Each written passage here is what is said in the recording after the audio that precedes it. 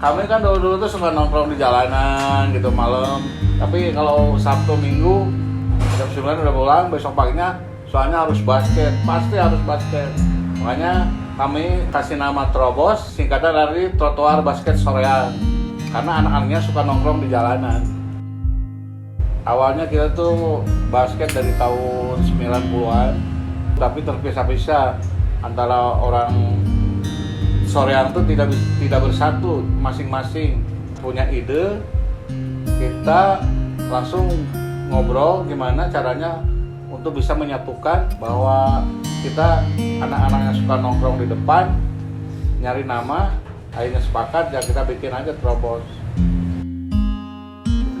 Bentuk Trobosnya, jadi lamun berdasarkan tanggal, saya ingat itu tanggal 19 Desember tahun 2000 hiji. Jadi 18 Desember itu upaya mengukuhkan. Apakah sebelumnya sudah ada? Sudah ada.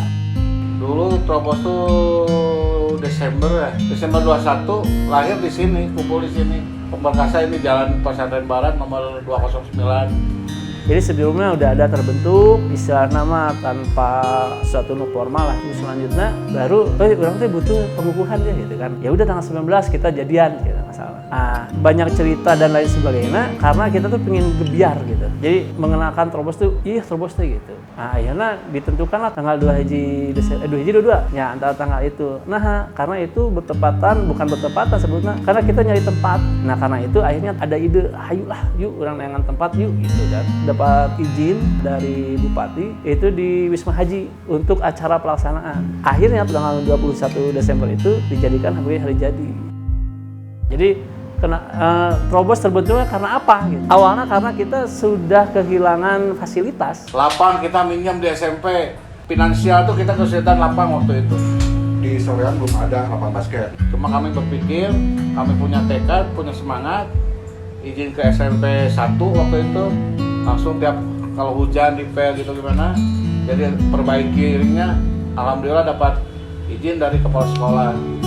Kualitas basket dulu kan main di SMP-nya. SMP dulunya pas subuh-subuh lah gitu karena semangat nah. Jadi kan kalau dulu fasilitas sekolah SMP itu hanya SMP. Jadi gerbang itu digembok. Makin sini kan istilahnya kebijakan tuh makin berubah. Dari sekolah lah katakan begitu, makin kesini makin susah. Bahwa alumni itu istilahnya tidak diwadahi ya. Tidak diwadahi ke si sekolahnya, ke si alma mater. Jadi kalau sekolah libur kita biasanya lompat dari sawah, curi-curi ya sangat prihatin juga. Tetapi hal itu justru yang membentuk kita jadi semakin kuat. Jadi Trobos itu mayoritas alumni SMP 1 Soreang. Angkatan paling muda, angkatan awal dibentuknya paling muda angkatan saya, baru angkatan 95 baru nah. Pokoknya jadi ada angkatan 90 sabaraha gitu tah. Angkatan mayoritas angkatan saya, yang angkatan 2 tahun di angkat saya, terkenal panca ya. Nah itu ngebentuk Trobos. Ngebentuk Trobosnya dalam artian ikut ke angkatan lebih atas. Nah itu terbentuk Trobos nama. Nah akhirnya kan jadilah ya si Trobos, dikenalkan lah. Bahkan dulu tuh gini, kita berpolitik lah tanda petik ya. Kita berpolitik kumaha sih carana istilahnya supaya orang bisa kenal jeung kolot umuran saha baheula ya umuran mahasiswa gitu. Akhirnya istilahnya kita ngajak orang tua, Pak, daek tuh Bapak jadi pembina Trobos gitu ya. Jadi penasehat lah. Kebetulan orang tua kita punya kenalan dengan bagian orang dekat bupati lah, atau asisten atau apanya. Nah, dijadikan sebagai penasehat. Akhirnya kita minta waktu ke asisten orang bupati itu supaya kita bisa audiens. Akhirnya kita dipertemukan untuk audiensi dengan Bupati Bandung waktu itu Pak Obar Sobana ya. Kita difasilitasi oleh almarhum Pak Haji Mahfudin untuk berbicara meminta fasilitas untuk olahraga masyarakat sorean sih, bukan cuma Trobos aja yang lalu. Karena pada itu waktu itu belum ada lahan, kita diberikan kesempatan di lapangan wakaf yang mana. Nah, hal itu yang menjadi titik awal berangkatnya Trobos. Akhirnya kita bikinlah ngerancangnya bareng-bareng gitu, diskusi di Jalan Pesantren ya, diskusi di sekre pertama kali lah gitu, diskusi bikin ring. Karena kan tempat udah ada, jadilah keluar anggaran sekian gitu kan, diajukan di ACC, dibikinkan lapang di kabupaten, maka terkenal dulu ya istilah lapang kabupaten. Nah si Trobos sendiri kan istilahnya punya filosofi trotoar bola basket soreang ya, Nah dulu sering ngumpulnya nongkrongnya di Peking depan Borma Pak Haji Jaya. Nah ini mah tos aya. Nah beliau sering nongkrongnya di dinya. Ya mungkin istilah itu terobos atau trotoar gitu. Nah diplesetkan lagi terobos ya seludak-seluduk gitu. Tapi tentunya dengan isme yang positif. Nah jadilah terobos. Oh tanggal 11 18 Desember. Nah tapi orang yang meriah gitu. Sampai di sana ada orang yang punya kenalan dengan bidang seni, diajakan ke orang Cebek. Itu ada teater air untuk salama hilap di Cebek. Kita relasinya Om Boy ya. Di kontak siap memeriahkan siap dan lain sebagainya siap. Nah itu yang unik Kang Giba ya. Waktu itu karena kita bingung, belum pernah berorganisasi, akhirnya ada yang unik dalam Robos ini. Justru yang menjadi ketua umum itu adalah orang yang tidak pernah basket dan tidak bisa basket.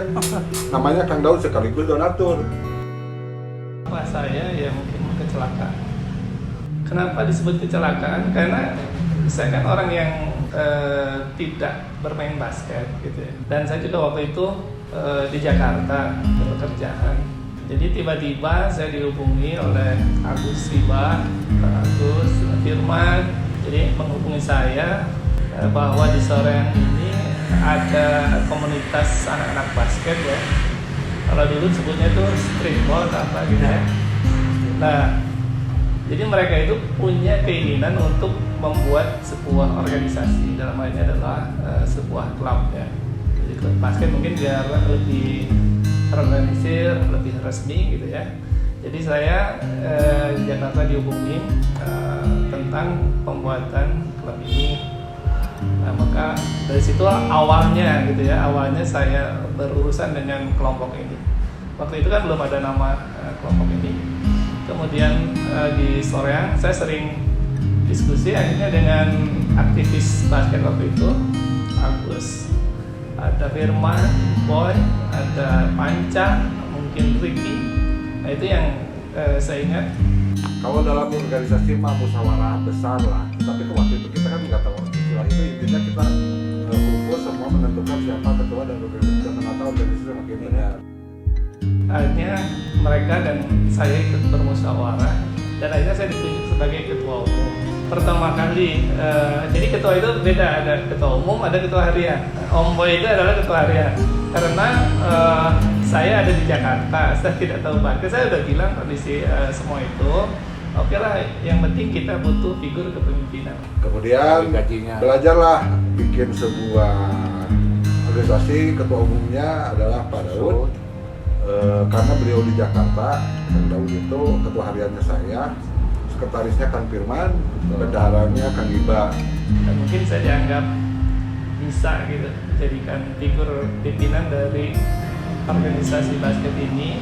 Itu pertama, dan kedua juga mungkin saya berkontribusi dalam sisi berorganisasinya, bukan basketnya.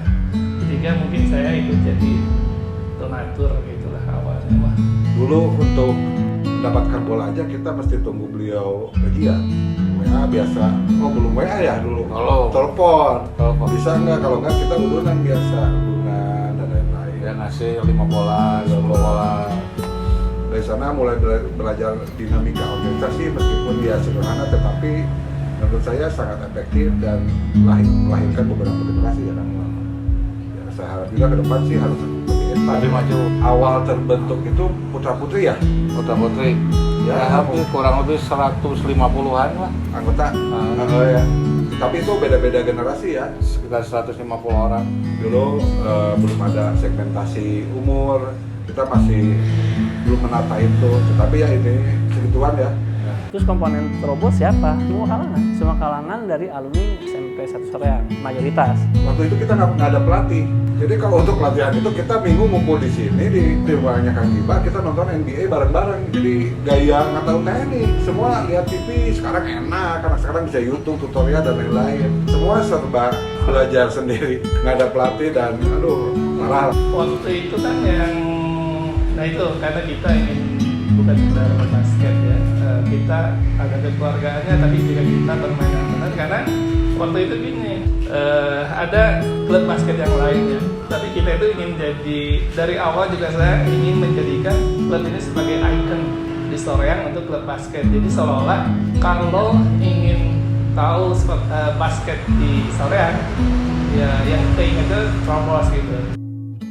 Pelatih pertama lamun Trobos mah Coach Deden. The Legend. Waktu itu junior kita ya. Jadi waktu itu ada keluarga kita namanya Deden. Selagi kuliah dia yang ngajarkan teknik ya. Nah dulu tuh ceritanya kan kita awalnya di SMP Soreang ya, awalnya di SMP Soreang. Nah datanglah si coach, kita yang manggilnya udah si coach itu karena kebiasaan. Ngiringan, ya sok ya ke si Agiba nya, main.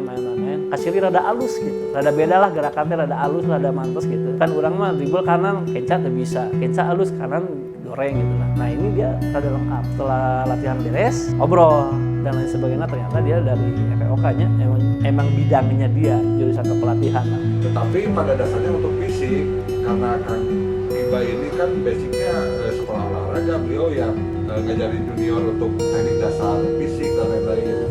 Meskipun waktu itu belum ada lisensi Pak ya, tetapi ya berani bersaing. Nah kita itu ya begitu saja, jadi siapa yang punya kemampuan mereka berkontribusi. Misalkan Deden punya keahlian di situ ya berkontribusi, saya dari sisi organisasinya ya saya ikut. Pas dideklarasikan Trobos ya istilahnya karena kita udah bersatu ya dulu mah istilahnya ngambil nyusun struktural teh mana ya daek teh anu oh sok ieu ku urang dan sebagainya gitu. Nah, karena pada saat itu yang berkompeten adalah Coach Deden, kayaknya dia aja coach. Jadwal tuh Selasa, Jumat, Minggu. Jadwal latihannya Selasa, Jumat, Minggu. Udah asalnya baru Trobos bahwa punya akses di lapangan Pemda, lapangan bola basket hanya Trobos. Nah, kan hari Minggu kita rame lah. Ya kita tidak bisa menutup diri lah nya. Oh mana ya alumni SMP lain kan tidak mungkin. Nah, akhirnya mereka tertarik dan dengan gayanya orang-orang Trobos gitu. Jadi gaya orang Trobos baheula kumaha? Orangnya nyantai. Mereka tuh bukan orang yang bisa basket, tapi orang yang seneng basket. Rek mainan ngacoge nu penting orang senang gitu. Istilahnya gitu nya. Akhirnya ya mungkin karena hal itu dengan gaya seperti itu bisa diterima, ya akhirnya banyak gitu. Banyak dalam artian tuh bukan hanya sekedar dari alumni SMP 1 Soreang. Terus emang kita teruskan setelah masuk Perbasi, terus kita dekat sama Bang Marwan, Dua Koni Pak Marwan. Nah kita diberi akses untuk bisa latihan di GOR, terus dikasih tempat untuk sekretariat di KONI. Meskipun pertamanya maksa-maksa ya. Sebagai anak muda kan biasa protes, kenapa ini ada fasilitas nggak boleh dipakai, sampai ya protes ke almarhum Bang Marwan. Tapi sekarang kita paham, jadi intinya bukan tidak boleh, tetapi ya tertib, disiplin. Karena kadang-kadang kita basket juga nggak pakai sendal ya, nggak boleh. Saking ya, karena kedekatan dengan KONI langsung ya tawarin, jadi kita pindah ke sana.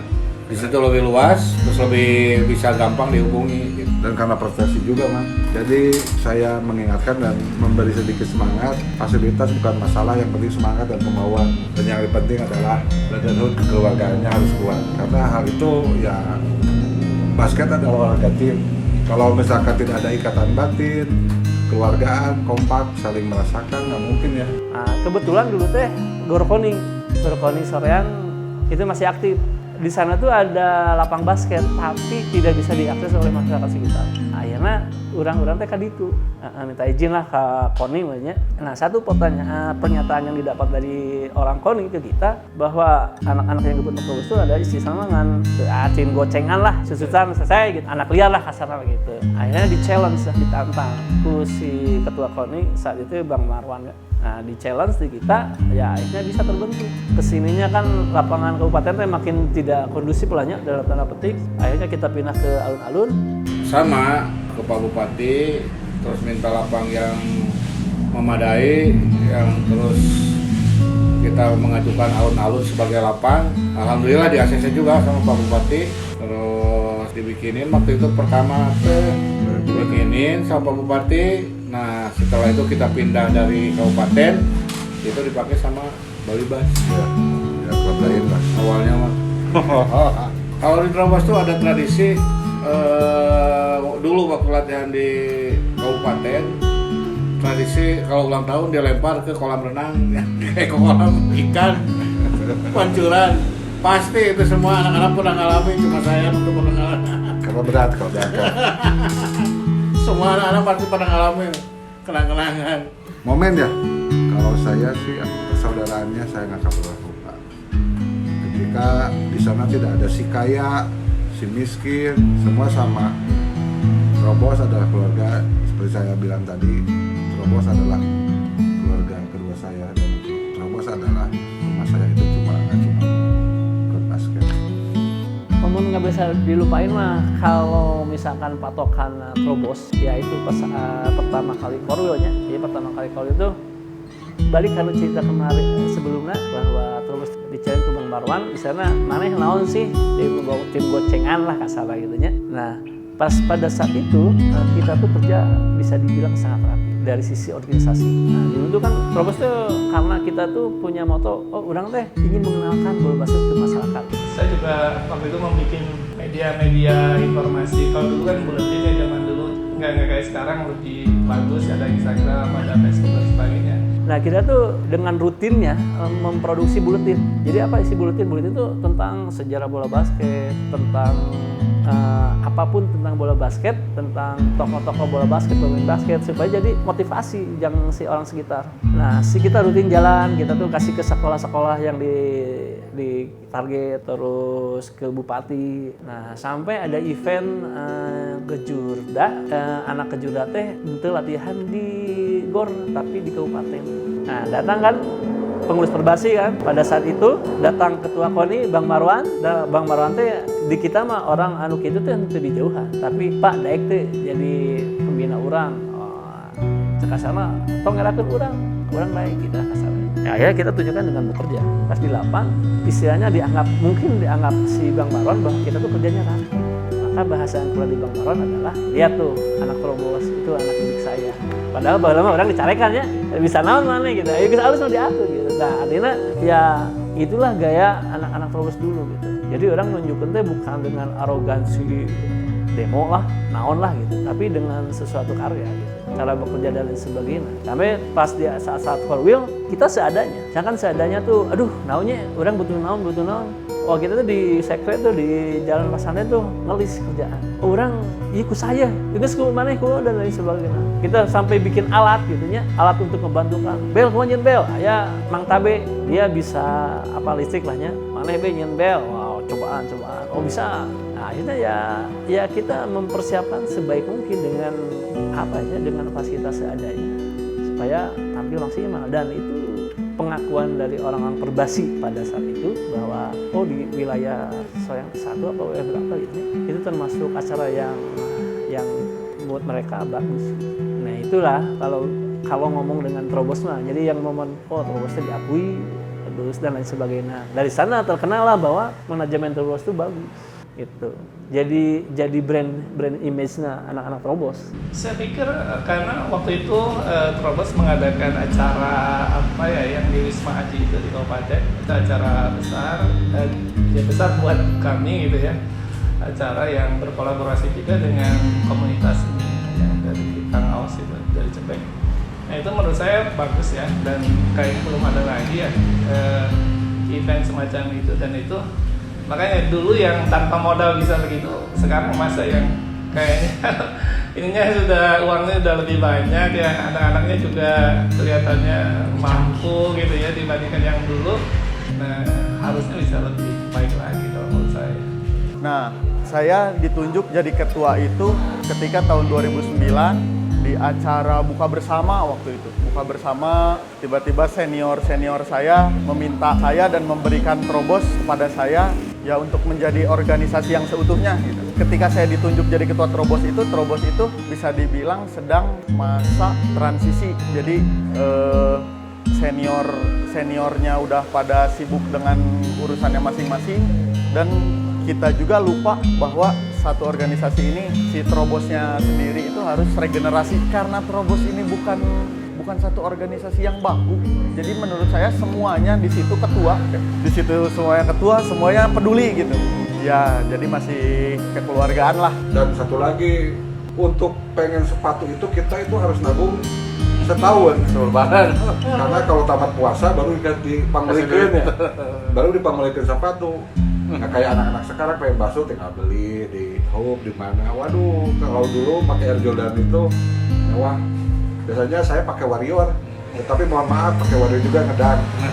Karena mungkin tekad keras kita, jadi kita waktu itu tidak ada waktu berhenti, pagi sore basket aja, karena hiburan saat itu bagi anak-anak muda cuma itu aja. Olahraga cadangan.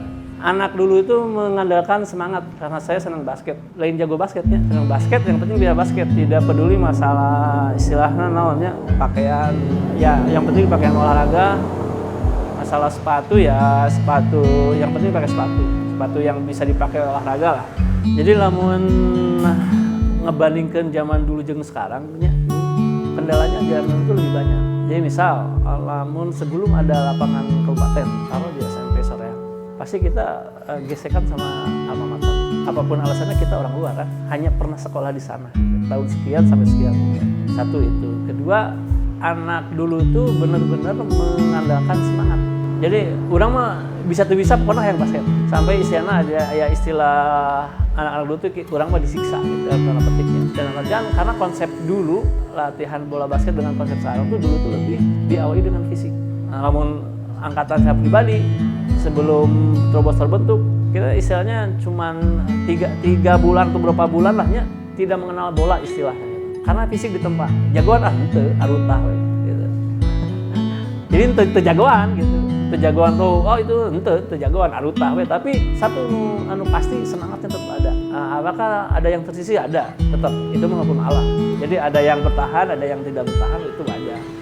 Nah, fasilitas itu memanfaatkan seadanya dibanding anak-anak sekarang ya. Taruhlah misalkan dari fasilitas sendiri lahnya, dari sepatu anak sekarang kan bisa dibilang sudah sepatunya gitu. Jadi oh iya mah merek sepatu basket lah gitu nya. Zaman orang sepatu Warrior, sepatu kali itulah gitu. Tapi kita teh mengusahakan orang hayang sepatu jeung baheula mah kawe nya fasilitas di lapangan misalkan. Ayeuna mah istilah pakai kon ya. Baheula mah saya pakai naolahnya untuk batu, sepatu, kantong. Pokoknya ayat-ayat tandaan dan itu tidak jadi masalah. Makanya saya lebih nekankan ke anak sekarang tuh dulu tuh cuma mengandalkan motivasi gitu. Sampai kadina agak berubah, mungkin zaman, mungkin dan lain sebagainya lah, banyak faktor. Ya motivasi kuat, lebih kuat disiksa teh berkurang anak-anak teh. Dan dulu tuh lebih menguasai itu dari fisiknya, dari mentalnya dibanding anak sekarang. Mungkin ya itu semangatnya. Nah, terus masalah mentalitas akibat tempaan fisik gitu dan sebagainya,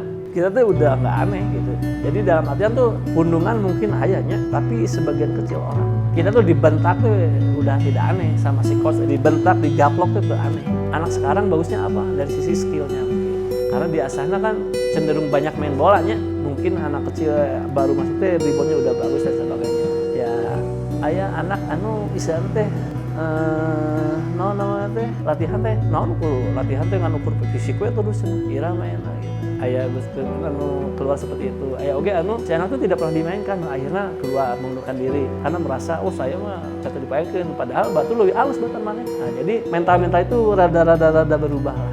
Itu sih nu ngabedakeun anak dulu anak sekarang. Perbedaannya itu dari mental anak-anak baru yang sekarang ya. Makin kesini tuh kita tuh sebagai tenaga pendidik atau sebagai senior itu lebih harus menyesuaikan perkembangan kepribadian anak.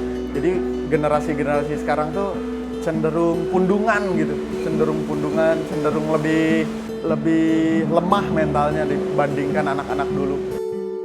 Karena ternyata dari bola basket tuh kita tidak hanya menampilkan oh orang bisa basket, orang bisa slam dunk, saya jago 3 point saya dan lain sebagainya. Tidak hanya itu di Trobos tuh gitu. Bahkan ada sahanya saya nyebut budak Trobos menyebutkan bahwa Trobos itu bukan sekedar klub bola basket gitu. Buat dia gitu. Nah, saya alhamdulillah lah. Jadi dulu tuh si Trobos itu bukan sekedar basket gitu. Pokoknya setiap pergerakan pemuda Soreang yang positif, nah ini jeung Trobos lah gitu. Sederhananya seperti itu. Nah, akhirnya diskusi dan lain sebagainya, makalah dibentuklah kepengurusan karena waktu dan tempat tidak memungkinkan tanggal 19, akhirnya dipindah tanggal 21. Jadilah didinya. Makanya sampai sekarang sebagai Dirgahayu Trobos. Itu lamun tina pembentukan Trobosnya nu apa saya gitu. memang Trobos ini ya akhirnya diberi nama Trobos. Trobos ini lebih daripada sekedar sebuah klub basket karena rasa kekeluarganya sangat tinggi waktu itu. Dan memang waktu itu juga kita berpikir kayaknya kalau buat berkarir di basket agak susah ya kita itu di olahraga di Indonesia ini. Tapi ya ini mah kita bagaimana menyalurkan hobi basket tapi dengan cara-cara yang lebih terorganisir, lebih benar. Maksudnya lebih benar itu artinya mainnya juga benar, ada pelatihnya gitu kan, nggak sekedar main basket. Trobos bukan sekedar ke basket, karena ya memang awalnya kita anak-anak muda yang sering basket. Karena Trobos bukan klub basket, saya catat adikku, Trobos itu keluarga, Trobos adalah keluarga.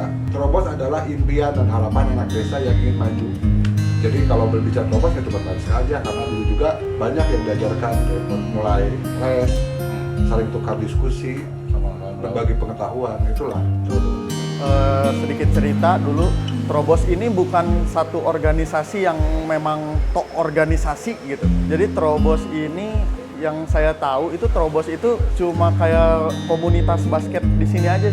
Jadi bukan organisasi yang baku gitu. Jadi saya nggak tahu tuh apakah sebelum saya itu ada ketuanya, ada sekretaris, ada apa bendahara, bahkan saya nggak tahu. Itu mah bicara kenangan yang kalau dibilang pahit juga nggak pahit, kalau bilang manis juga. Kalau menurut saya Trobos itu rumah kedua, ya meskipun ke basket, keluarga kedua. Entah bagaimana bentuknya, entah dari mana awalnya, entah siapa yang menggiring, tapi hal itu berjalan alami. Kita dari mulai angkatan yang senior, adik-adiknya itu seperti kakak adik ya. Zaman dulu kan nggak ada motor, kita kalau latihan ke kabupaten jalan kaki ya. Terus senior itu biasanya ketika adik-adiknya latihan nggak pernah pulang, mereka kalau beres baru bareng-bareng pulang. Bayangkan dari pesantren di sini jalan kaki semua. Kadang-kadang pulang maghrib karena orang tua dulu Pak Haji Mahmudin sebagai pembina mengajarkan ya hati-hati etate adik-adik marane. Jadi lamun balik maghrib nyaku di jalan terken. Padahal waktu itu bisa dibilang lah, jangankan anak SMP atau SMA, anak aja yang punya motor bisa dihitung jari. Jadi waktu itu karena kita tidak punya ini ya register ke Perbasi, karena harus ada alamat klub ya otomatis kan nggak ada dan nggak punya. Akhirnya Pak Haji Mahmudin almarhum udah di dia sekarang yang di bawah kalau nggak salah jadi ruang perpustakaannya Kang Firman dan Kang Daud ya. Ruang sebesar 2 meter kali 3 mungkin kalau saya nggak salah. Itu kadang-kadang kalau perempuan di dalam biasanya laki-laki di teras mau latihan teh, dan biasa hukum adatnya itu liwetannya. Jadi infrastruktur bagi kami bukan masalah, tapi mungkin waktu itu semangat bahwa lebih ke pembuktiannya, karena zaman itu basket itu sepertinya milik anak-anak orang kota besar ya. Saya nggak mau melupakan esensi dari satu klub basket Trobos ini, dari seniornya itu bentuknya kayak gimana, saya nggak mau menghilangkan itu. Padahal perkembangan organisasi bola basket ini udah berkembang, mau ngikutin, tapi Trobos itu terlalu spesial gitu. Itu yang terpenting buat saya itu semangat di awal itu jangan hilang lah, karena Trobos itu kan lahir tidak dengan mudah gitu.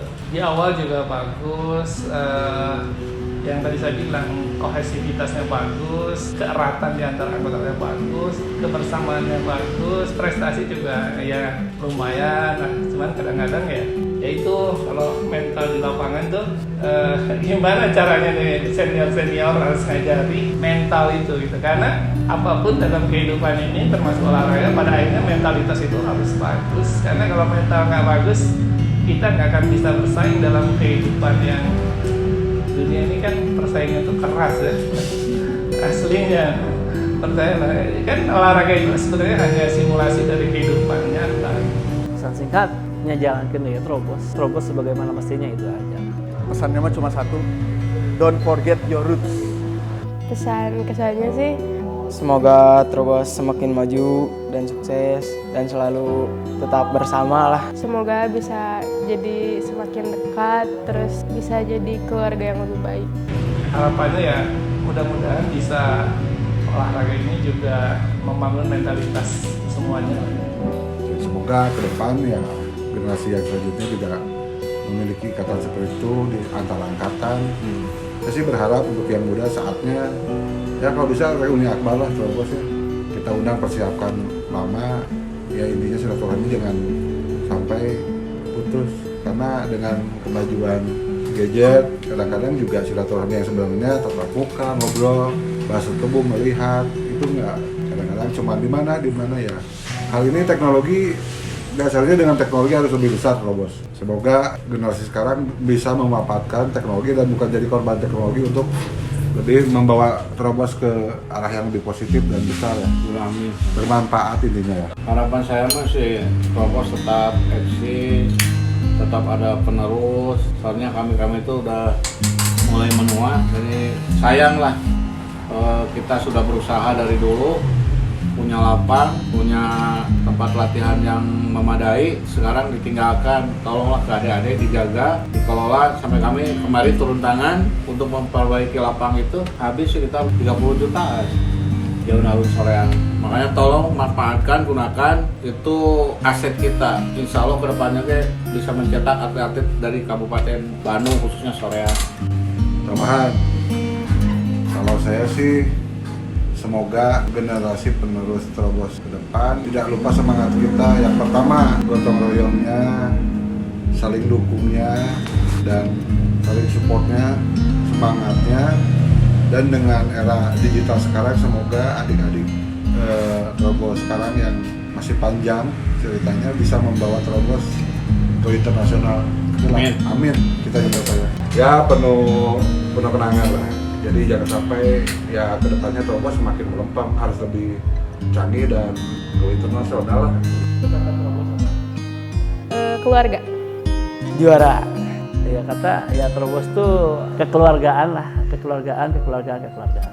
Ya kata, ya itu harus keeratan, kebersamaan dan kekeluargaan. Trobos forever Trobos.